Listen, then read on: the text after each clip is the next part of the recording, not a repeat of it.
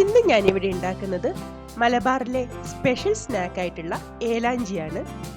മധുരമൊക്കെ ഉള്ളിൽ നിറച്ച് ഇതുപോലെ മടക്കിയെടുക്കുന്നത് കൊണ്ട് ഇതിനെ ലവ് ലെറ്റർ എന്നും വിളിക്കാറുണ്ട്.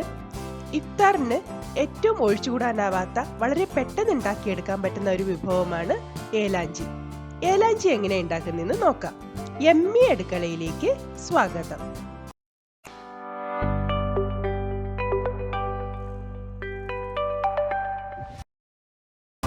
ഏലാഞ്ചിക്ക് വേണ്ടിയിട്ടുള്ള ഫില്ലിംഗ് ആദ്യം നമ്മൾക്ക് തയ്യാറാക്കാം. അതിനുവേണ്ടി ഞാനിവിടെ 1 കപ്പ് ചിരകിയ തേങ്ങയും 1 നേന്ത്രപ്പഴത്തിന്റെ പകുതി ഭാഗം ചെറുതായി നുറുക്കിയതും കുറച്ച് കിസ്മിസും കുറച്ച് അണ്ടിപ്പരിപ്പും ചെറുതായി അരിഞ്ഞതും കൂടി എടുത്തു വെച്ചിട്ടുണ്ട്. നേന്ത്രപ്പഴം ഓപ്ഷണലാണ്, നിങ്ങൾക്ക് വേണമെങ്കിൽ ചേർത്താൽ മതി. നേന്ത്രപ്പഴം കൂടി ചേർക്കുമ്പോൾ നല്ല ടേസ്റ്റ് ആണ്. ഇനി ഒരു ചൂടായ പാനിലേക്ക് 1 ടീസ്പൂൺ നെയ്യ് ചേർത്ത് കൊടുക്കാം. നെയ്യ് ഒന്ന് ചൂടായി വരുമ്പം ഇതിലേക്ക് നമ്മൾ നുറുക്കിയെടുത്ത് വെച്ചിരിക്കുന്ന അണ്ടിപ്പരിപ്പും കിസ്മിസും ചേർത്ത് കൊടുക്കുക.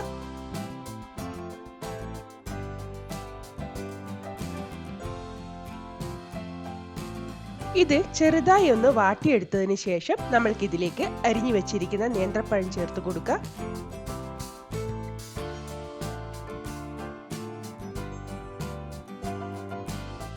ഇനി നേന്ത്രപ്പഴം ഈ നെയ്യിൽ നന്നായി ഒന്ന് വാട്ടിയെടുക്കണം.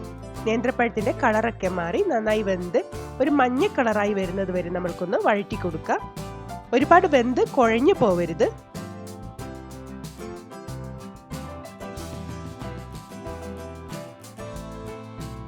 ഇപ്പോ പഴമൊക്കെ നന്നായി വഴണ്ട് കളറൊക്കെ നന്നായി ചേഞ്ചായി വന്നിട്ടുണ്ട്. ഇത് മതിയാവും. ഇനി ഇതിലേക്ക് നമ്മൾ എടുത്തു വെച്ചിരിക്കുന്ന 1 കപ്പ് തേങ്ങ ചേർത്ത് കൊടുക്കാം.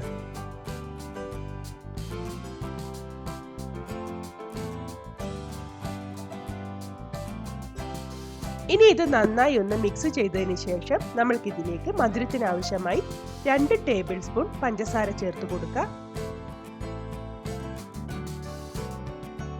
കൂടെ തന്നെ കുറച്ച് ഏലക്കാപ്പൊടി കൂടി ചേർത്ത് കൊടുക്കുന്നുണ്ട്.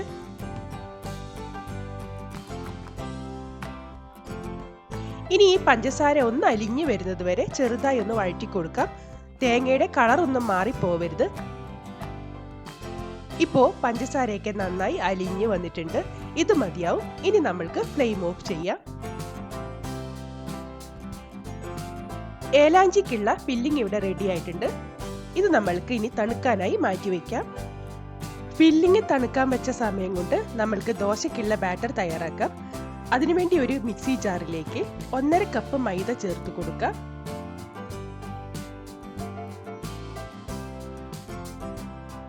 ഇതിലേക്ക് ഒരു മുട്ട പൊട്ടിച്ചൊഴിച്ച് ചേർത്ത് കൊടുക്കാം. വെജിറ്റേറിയൻസ് ആണെങ്കിൽ മുട്ട ഒഴിവാക്കാം. ഇനി ഇതിലേക്ക് ആവശ്യമായിട്ടുള്ള ഉപ്പ് ചേർത്ത് കൊടുക്കാം. ഇനി കളറിന് ആവശ്യമായി കുറച്ച് മഞ്ഞൾപ്പൊടി ചേർത്ത് കൊടുക്കാം. ഇനി ഇതിലേക്ക് 1 ടീസ്പൂൺ പഞ്ചസാര ചേർത്ത് കൊടുക്കാം. ഫ്ലേവറിന് ആവശ്യമായി കുറച്ച് ഏലക്കാപ്പൊടി കൂടി ചേർത്ത് കൊടുത്തിട്ടുണ്ട്. നിങ്ങൾക്ക് ഏലക്കാപ്പൊടിക്ക് പകരം വനില എസൻസ് വേണമെങ്കിൽ ചേർത്ത് കൊടുക്കാവുന്നതാണ്. ഇനി ഇതിലേക്ക് 1 കപ്പ് വെള്ളം കൂടെ ചേർത്ത് നന്നായി ഒന്ന് അരച്ചു കൊണ്ടുവരാം.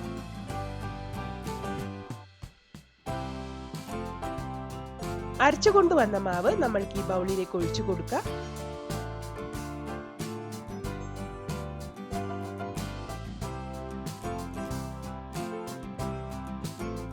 നമ്മൾക്ക് വളരെ നൈസ് ആയിട്ടുള്ള ദോശയാണ് ചുടേണ്ടത്.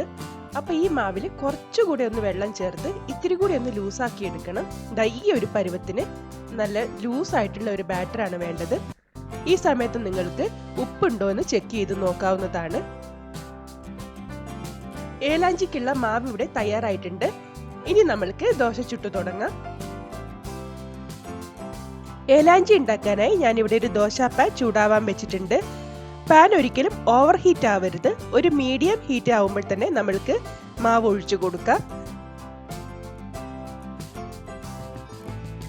ചൂടായ പാനിലേക്ക് 1 തവി മാവ് ഒഴിച്ച് നന്നായി ഒന്ന് ചുട്ടെടുക്കാം. ഇത് മറിച്ചിടേണ്ട കാര്യമൊന്നുമില്ല. നന്നായി ഒന്ന് വെന്ത് കഴിഞ്ഞതിന് ശേഷം നമ്മൾക്കിത് പാനിൽ നിന്ന് മാറ്റാം.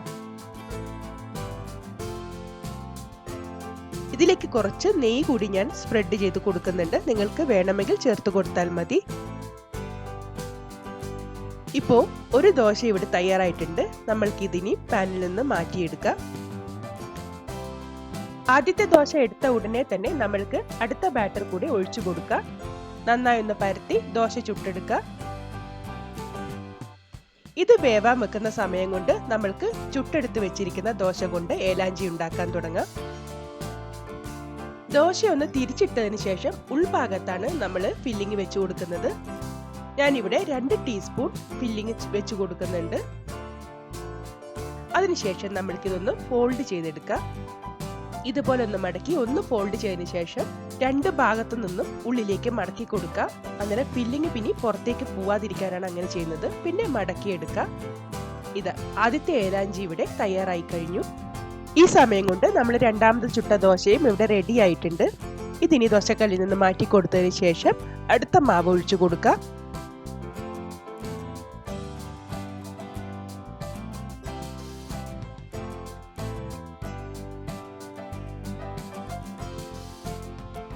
രണ്ടാമത്തെ ദോശയിലേക്ക് ഞാൻ ഫില്ലിംഗ് വെച്ച് കൊടുത്തിട്ടുണ്ട്. ഇനി ഇതുപോലെ ഒന്ന് മടക്കി 2 സൈഡും ഒന്ന് ഫോൾഡ് ചെയ്ത് ഏലാഞ്ചി മടക്കിയെടുക്കാം. വളരെ പെട്ടെന്ന് ഒരു 10 മിനിറ്റ് കൊണ്ട് നമ്മൾക്ക് ഉണ്ടാക്കിയെടുക്കാൻ പറ്റുന്ന നല്ലൊരു ഈവനിങ് സ്നാക്കാണ് ഈ ഏലാഞ്ചി. ഇതാ ഇവിടെ രണ്ടാമത്തെ ഏലാഞ്ചിയും തയ്യാറായിട്ടുണ്ട്. ഇതുപോലെ നമുക്ക് ബാക്കി എല്ലാ ഏലാഞ്ചിയും ചുട്ടെടുത്ത് ഇതുപോലെ മടക്കിയെടുക്കാം. വളരെ ടേസ്റ്റി ആയിട്ടുള്ള, എപ്പോൾ വേണമെങ്കിലും നമ്മൾക്ക് ഉണ്ടാക്കി കഴിക്കാൻ പറ്റുന്ന, കുട്ടികൾക്കും മുതിർന്നവർക്കൊക്കെ ഒരുപോലെ ഇഷ്ടപ്പെടുന്ന നല്ലൊരു സ്നാക്കാണ് ഏലാഞ്ചി. നിങ്ങൾ എല്ലാവരും ഇതുപോലെ ഒന്ന് ട്രൈ ചെയ്ത് നോക്കുക.